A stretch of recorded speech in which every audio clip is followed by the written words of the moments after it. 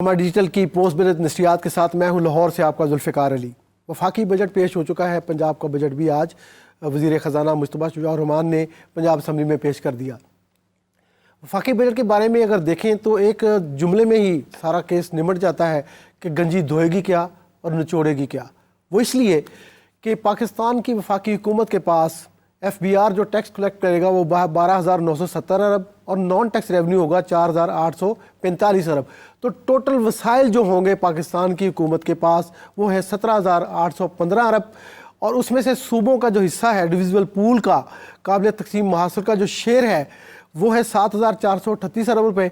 तो वफाकी हुकूमत के पास बचता है 10,377 अरब रुपये के वसाइल।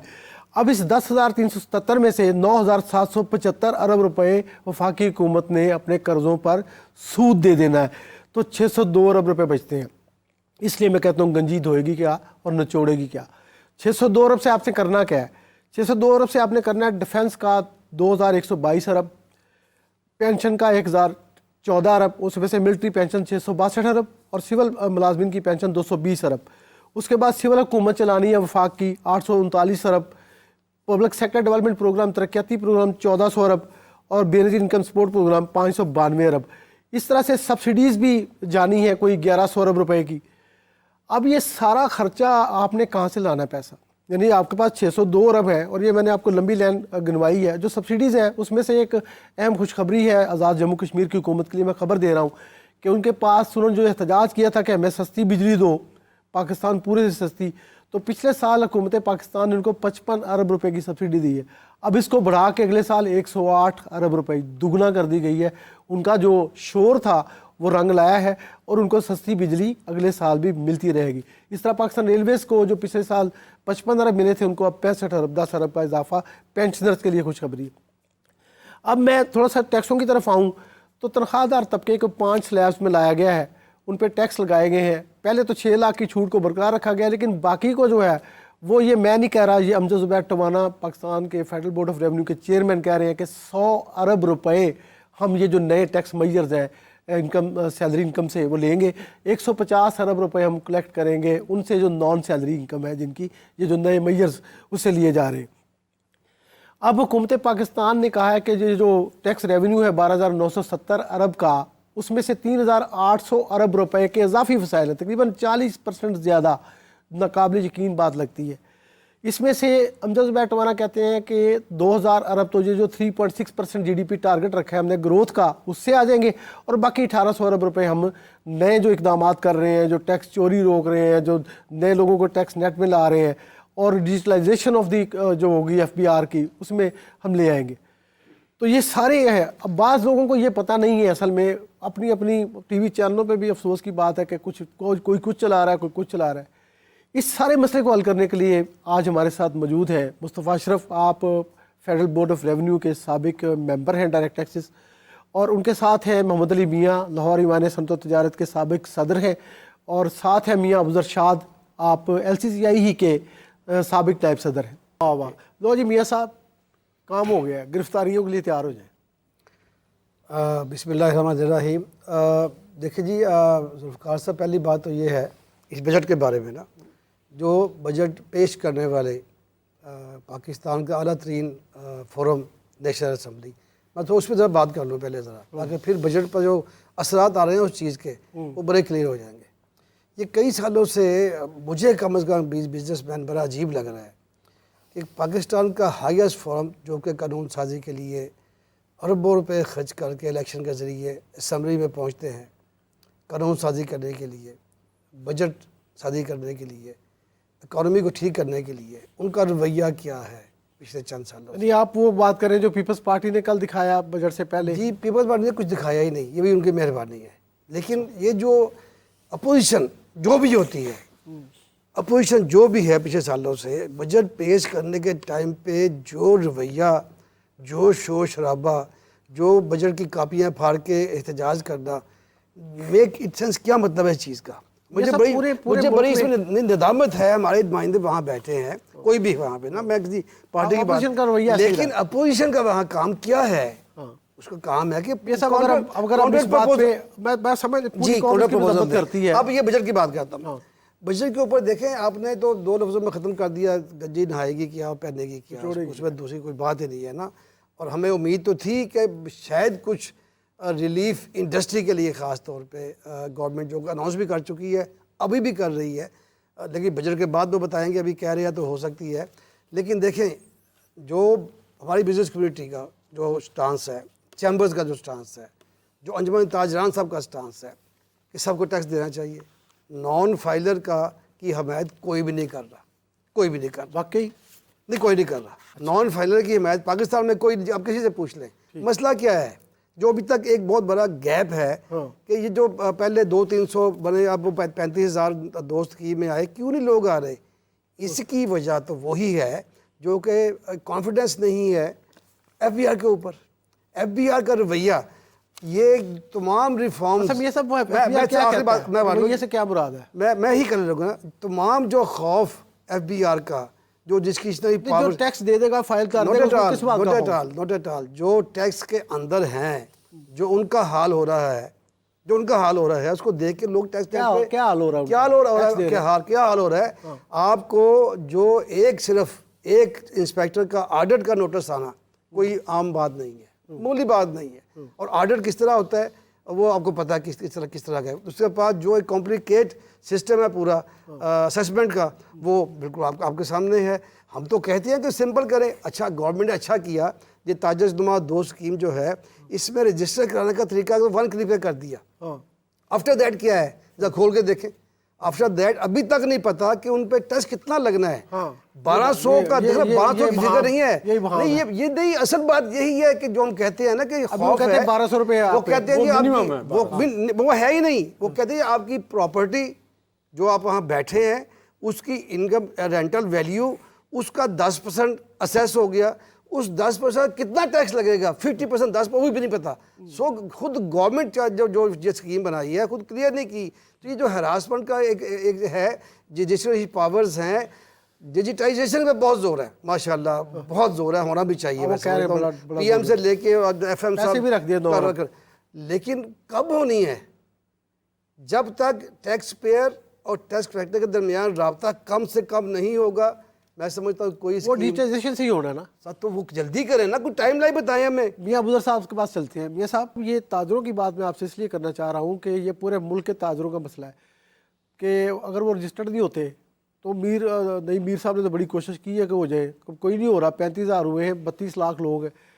तो ये सज़ा और उसके बाद फिर दुकान सील करना, इस तरह की पेनल्टीज़, क्या नतीजा निकलेगा?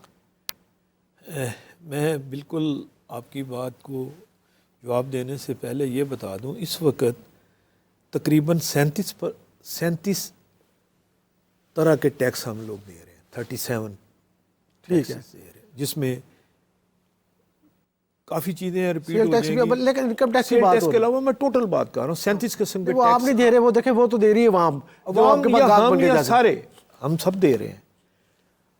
अब अगर देखें हुकूमत इतनी लॉयल होती तो जो लोगों की प्रॉपर्टी दुबई में, लंदन में, अमेरिका में पड़ी है, उन लोगों को इलेक्शन क्यों लड़ने दिया गया जिनकी इन्वेस्टमेंट बाहर पड़ी है? आज हम $1 अरब के लिए हाथ लेके जाते हैं तो आपको कोई देता नहीं है। इंडिया में जो बंदा ड्यूल नेशनल है वो इलेक्शन नहीं लड़ सकता। पहली बात, आपकी असेंबली में 50% से ज़्यादा ड्यूल नेशनल बैठे हैं। क्यों बैठे हैं? पहली बात, वो अपना आते हैं, पैसा लगाते हैं, 5 साल एंजॉय करते हैं और चले जाते हैं। नंबर 2, $20 अरब से ज़्यादा की स्मगलिंग के ऊपर कोई नोटिस नहीं गया जो ईरान और अफगानिस्तान के रास्ते हो रही है। इस वक्त हमारे चीफ ऑफ आर्मी स्टाफ ने जो अफगानिस्तान से सब्जियां आएंगी ना, उसके ऊपर टैक्स लगा दिया, सेल टैक्स। नहीं, मैं अर्ज कर रहा हूँ, थोड़ा सा हाफिज साहब ने, हमारे चीफ ऑफ आर्मी स्टाफ ने सख्ती की तो डॉलर आपका 342 से आज 280 रुपए पे रुका हुआ है। उसकी वजह ये थी कि अफ़गान ट्रेड, ईरानी ट्रेड, ईरान की जितनी ट्रेड थी वो डॉलर में होती थी। एक तो ये, इस पे पेट्रोल था, कपड़ा था, सिगरेट था, टायर था, खुशक दूध था, प्लास्टिक दाना था, अच्छा नहीं, मैं कह रहा हूँ कि वो आपने दे दिए 22, वो तो वहाँ देती है, आपसे जो गाहक बन के जाता है वो देता है। आप इनकम टैक्स की बात करें, ये वो कहते हैं कि हम गिरफ्तार कर लेंगे 6 महीने। मैं कहता हूँ बिल्कुल ठीक है, मसलन कर लें गिरफ्तार। मेरी बात जरा सुने, अगर एक घर मेरे वालदैन का है, वो 1 करोड़ रुपए में लिया 20 साल पहले, आज वो 20 करोड़ का असेसमेंट उसकी आज वैल्यू गिनेंगे, तो उसमें 4 भाइयों का जब बंटवारा होगा, मुझे ये बताएं, जो बात आपने कही है गंजी नाएगी क्या धोएगी क्या, वो बात ये है कि बंटवारा हो जाएगा, बाकी रह क्या जाएगा?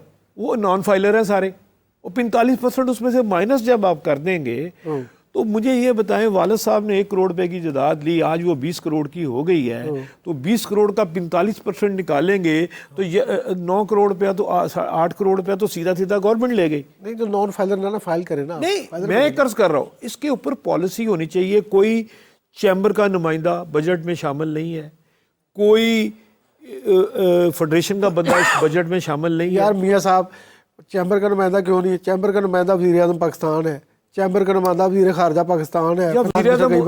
कुर्सी के उस तरफ और माहौल है, कुर्सी के इस तरफ और माहौल है। नो, कुर्सी के उस तरफ और माहौल है, कुर्सी के इस तरफ और माहौल होता है।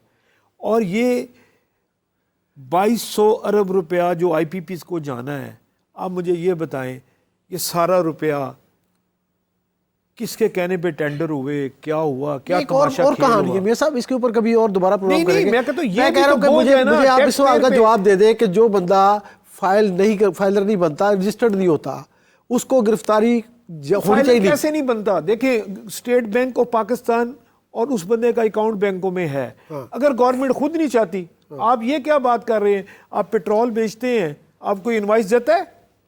कोई इनवाइस लेने के लिए तैयार नहीं पेट्रोल पंप से। तो कौन कसूरवार है? किसने इनवाइस चेक? कसूर गवर्नमेंट का है, FBR का कसूर है। मुस्तफा भाई साहब, ये जो पहले हम बात कर रहे थे पंजाब के बजट की तरफ आते हैं, आज उन्होंने अनाउंस कर दिया कुछ 3700 अरब, 5.4 ट्रिलियन का 5400 अरब के कुछ ऊपर उन्हें बजट अनाउंस किया है। उसमें से 3700 अरब वफाकी हुकूमत से आने, बाकी उनके पास सेल्स टैक्स और सर्विसेज है, बाकी प्रॉपर्टी टैक्स है, एक्साइज है, कस्टम ड्यूटी तो नहीं है, लेकिन और कई किस्म के टैक्सेस हैं। पाकिस्तान की चारों सूबाई हुकूमतें मिल के टोटल GDP का 0.7% या 6% कलेक्ट कर रही हैं। 92% पाकिस्तान का टैक्स वफाकी हुकूमत के ज़िम्मे है, और ट्रांसफ़र जब पैसे होते हैं वफाक से तो वो कोई 52% इस तरफ आ जाते हैं। तो जागीरदार के ऊपर जो टैक्स लगना है वो सूबाई हुकूमत ने लगाना है। पंजाब हुकूमत तो खैर आज निकल गई इससे, वो तो नहीं लगा रहे, लगा हुआ टैक्स है, वसूल नहीं कर रहे। तो अब क्या होगा? यानी इंडस्ट्री तो फिर अकेली देगी टैक्स, जब सारा खजाना फिर इंडस्ट्री ने भरना है ना। जी ज़ुल्फ़िकार साहब, देखें, इंडस्ट्री का हिस्सा तो 17% है GDP में, और टैक्स में हिस्सा 60% है। हाँ, एग्रीकल्चर में GDP का हिस्सा 24% है, और टैक्स जो है इंडस्ट्री का भी 18-19% हो गया जी, कम हुआ। वैसे तो पहले 21% भी था, 18 हुआ, 17-18 का नज़दीक है ना। लेकिन एग्रीकल्चर का 24% है ना, और टैक्स कितना है वो तो बताने के काबिल ही नहीं है कितना टैक्स है। और सर्विसेज का भी इसी तरह मैं समझता हूँ। पंजाब बजट में जो आज जो सुना है, पूरा नहीं सुन सका।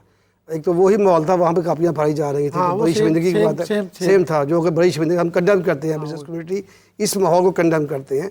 प्रपोजल दें अपनी, अपोजिशन प्रपोजल दे, काउंटर प्रपोजल वहाँ लड़े जाके ना, ये क्या सुने नहीं, प्रपोजल क्या देंगे? एग्जैक्टली वही मैं कह रहा हूँ, तो ये बड़ी शर्मनाक बात है। दूसरी, पंजाब जब तक मैं थोड़ा स्टडी किया है, पंजाब का बजट उन्होंने बड़ा देखभाल के बनाया है। उसमें ख़ास तौर पे जो गंदम से बाहर निकल के बहुत बड़ा एक निकले नहीं है, परचेज से बाहर ऐलान ही किया है।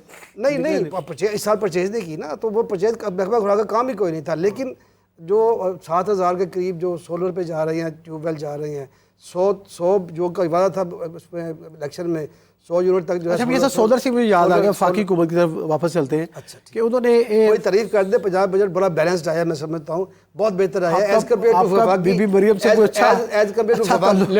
लेकिन बात में पंजाब से कोई ताल्लुक, मेरी बात सुने, देखें, सूबों के जिम्मे, मेरी बात सुने, सूबों के जिम्मे 3 चीज़ें। यार सोलर आएगा, उस पर तो लग गया ना। नहीं, उस पर कुछ नहीं लगा, सेल टैक्स लग गया इसमें। देखें, 2 चीज़ें बड़ी अच्छी हुई हैं इस बजट में वफाकी में ना। एक यही कि सोलर पे जो बड़ी खबर थी, जो सोलर पे टैक्स लग रहा है, ग्रॉस मीटरिंग कर रहे हैं, नेट मीटरिंग ख़त्म कर रहे हैं, वो कुछ नहीं हुआ। दूसरा था कि शायद सेल टैक्स 18-19% कर रहे हैं, वो भी 2 चीज़ें हैं जो नहीं हो सकी। जो चीज़ें असल में जो चीज़ें ख़राब हुई है ना, जिसमें कि मैं भी बड़ा अपना तफसाद रखता हूँ कि आपने 3.6% ग्रोथ जो कहा होगी चीज़ उस पर सारा माल खरीद की उस पे गई। हाँ। अब आप देखें एक्सपोर्ट जो है दुनिया से मुकाबला करना था आपने, और जो एक्सपोर्ट करने वाली इंडस्ट्री है उसको हमारे हमसायों से महंगी, कितनी महंगी बिजली मिल रही है। हाँ अच्छा, वो एक्सपोर्ट इंडस्ट्री से याद आ गया, मियाँ साहब अबूजर साहब 1% उन्होंने एक्सपोर्टर पे टैक्स जो देते थे उनको नॉर्मल रजीम में ले आए। वो इसका क्या फ़र्क पड़ेगा? वो इसलिए उन्होंने लगाया है कि कई लोग जाली एक्सपोर्ट कर रहे थे, उसको रोकने के लिए कि वाया दुबई एक्सपोर्ट कर दिया, दुबई में अपना ऑफिस बना लिया, तो माल इधर से खाली कंटेनर जो आ रहे हैं वो मिल मिला के सारा काम हो रहा था। असल बात ये है कि सॉरी चंद एक अगर कोई कारी भेड़े हैं उसके लिए सिस्टम पूरा ख़राब नहीं करना चाहिए। इस बिजली के रेट के ऊपर, इस मार्केट पर रेट के ऊपर हमारे कंपटीटर के हाथ बांध के और कहा गया जी आप चाइना से अपना मुकाबला करें, आप इंडिया से मुकाबला करें, आप बांग्लादेश से मुकाबला करें, ये हो नहीं सकता ना। अब उसका क्या करना है? तो ये मुझे लगता है कि इस पे बात होगी और लोग इस पे कुछ एहतजाज करेंगे। ये पंजाब के जो बजट की बात है मियाँ साहब, 1000 अरब रुपए की ज़राअत की इनकम इंजेक्ट होती है हर साल ब्लैक इकॉनमी में। अच्छा, यानी 1000 अरब रुपया, 1000 बिलियन जो है वो उधर लोगों का पार्क हुआ हुआ है एग्रीकल्चर में। हर साल इंजेक्ट होता है ना, आपकी मार्केट में आता है ना, ब्लैक मनी आ जाती है। वो आपने सुनी लिया है, ज़राअत पे टैक्स नहीं लेना। वो जो 1000 अरब रुपया आपकी इनकम है सालाना, उसका क्या करना है? उसके ऊपर तो क्योंकि वो असम्बलियों में बैठे हैं खुद, वो कहते हैं जी ये तो टैक्स हम बड़ी मुश्किल से ज़राअत पैदा करते हैं, कपास पैदा की है, गंदम पैदा की है, हमारे पास टैक्स की बात ना करना। सही बात है मियाँ साहब आपकी। अब 1000 अरब रुपया बगैर किसी बात के हर दफ़ा इंजेक्ट हो रहा है। अगर आपने सिस्टम ठीक करना है तो हमें जैसे 4 लाख ज़राअत पे पूरा टैक्स वसूल करें। नहीं, हम अगर चेक विड्रॉल कराते हैं तो आप हमें कहते हैं जी हम अगर प्राइवेट लिमिटेड है या पब्लिक लिमिटेड है तो हमारी एक लिमिट उन्होंने बनाई जी, इतने से ज़्यादा चेक काटना है, तो अब बताइए किस रीज़न क्या है। अब एक ज़मींदार सिर्फ जितना मर्जी जो मर्जी करे, वो कहता है मेरी मेरे 3 मरबे ज़मीन है और मेरी वहाँ से इनकम आई है, बस बात खत्म। अच्छा, वो दोबारा दूसरी तरफ जाके कह रहा है जी मेरी गंदम नहीं बिक रही, मेरी रुई नहीं बिक रही, मुझे नुकसान हो गया। 1000 अरब रुपए के ऊपर कोई सोच ही नहीं रहा कि भाई ये 1000 अरब सालाना इंजेक्ट हो रहा है ब्लैक इकॉनमी में, इसका क्या ये क्या करना।